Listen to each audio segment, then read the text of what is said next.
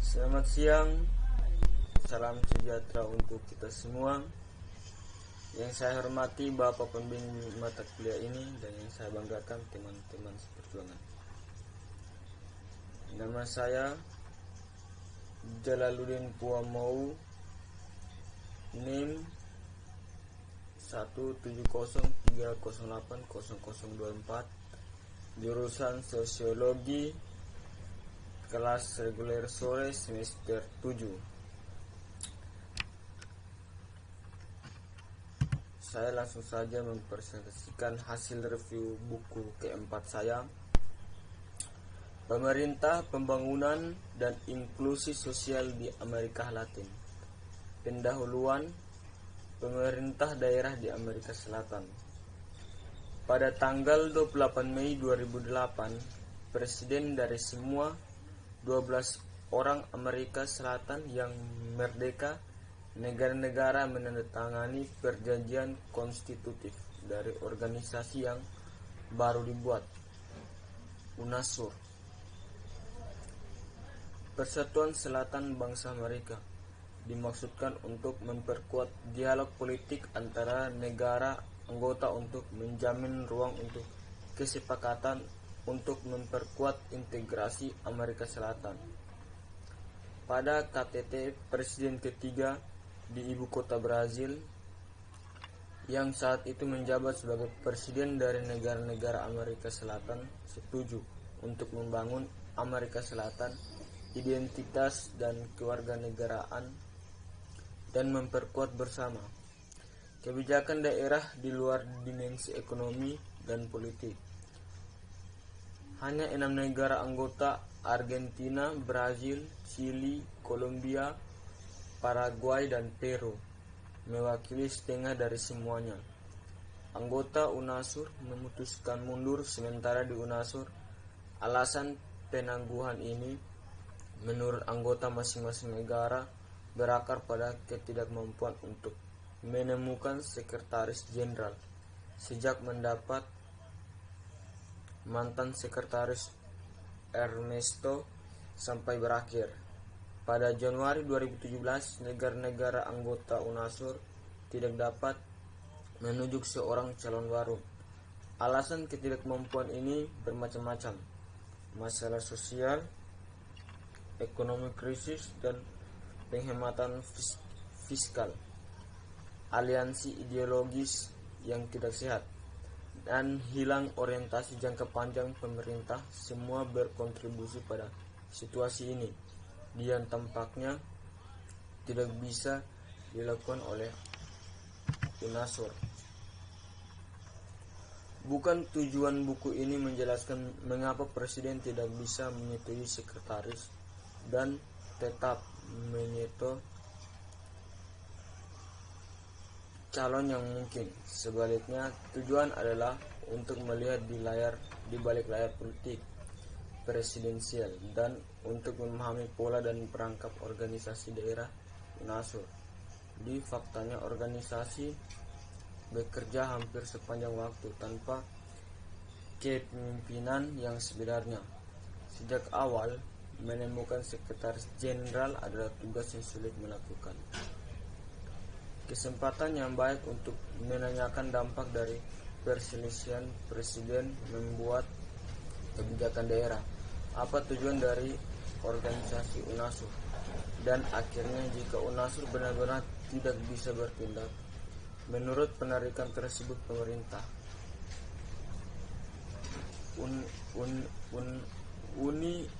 UNASUR menemui jalan buntu. Namun interpretasi ini berjalan singkat. Variasi proses yang terjadi di lingkungan UNASUR. Kebijakan publik di daerah, teori integrasi.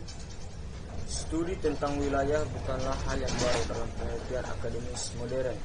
Faktanya, itu adalah setua integrasi regional itu sendiri. Amerika Latin khususnya memiliki waktu yang lama tradisi kerjasama regional. Sebelum proses integrasi Eropa dimulai pada 1950-an, dan mulai mempengaruhi perdebatan ilmiah Amerika Latin, menampilkan berbagai bentuk regional antar pemerintah, kerjasama dan integrasi. Perbandingan integrasi regional Amerika Latin dan proses Eropa tidak valid dan tidak berguna. Amerika Latin menunjukkan perbedaan pola integrasi. Sebagian besar organisasi regional baru cenderung membentuk lembaga-lembaga fleksibel. Fleksibilitas kelembagaan berbeda dengan administrasi supranasional, memungkinkan berkembangnya keragaman proses rasional di berbagai tingkat sesuai dengan tuntutan konkret dan karakteristik masing-masing daerah. Dan kata lain, kelembagaan fleksibilitas memfasilitas proses regional independen. Organisasi UNASUR adalah contoh lambang dari fleksibel kelembagaan. Studi kebijakan dan publik regional pembuatan kebijakan. Di tingkat global teori terutama berusaha mengejar ketinggalan dengan perkembangan baru dan berusaha menjelaskan kebijakan publik global. Sementara ada diskusi yang sedang berlangsung tentang ada atau tidaknya perubahan struktural di kebijakan global dan pembuatan kebijakan di arena internasional. Kita tidak tahu apapun tentang tingkat regional. Oleh karena itu, berguna untuk membedakan tingkat analisis. Pemerintah selalu terlibat dalam pembuatan kebijakan nasional, dan kebijakan biasanya berupa program, proyek, atau undang-undang. Kebijakan global bekerja lebih sedikit tingkat beton. Mereka dapat membentuk kesepakatan, definisi standar, atau kertas kebijakan sederhana. Pemerintah nasional apalagi tidak menentukan kebijakan global. Setiap organisasi regional di Eropa bekerja dengan mekanisme atau pemerintah murni. Artinya, implementasi kebijakan di tingkat daerah juga akan bergantung pada kemauan dan kemampuan negara nasional. Pemerintah nasional mendelegasikan perwakilan ke organisasi regional dan organisasi internasional. Perwakilan ini memainkan peran yang sangat penting karena mereka membangun hubungan antara kepentingan nasional dan pembuatan kebijakan regional. Selanjutnya, tingkat pembuatan kebijakan. Kebijakan publik menjadi pintu masuk ke diskusi akademis. Dengan studi kebijakan Horace Lewis pada 1950-an, Lasswell tidak ingin belajar sebuah fenomena untuk kepentingannya sendiri. Delon Lasswell 1956 dan memulai studi tentang kebijakan publik yang terutama berorientasi pada masalah dan interdisipliner. Perkembangan teori adalah bukan tujuan studi kebijakan. Dimensi pembuatan kebijakan.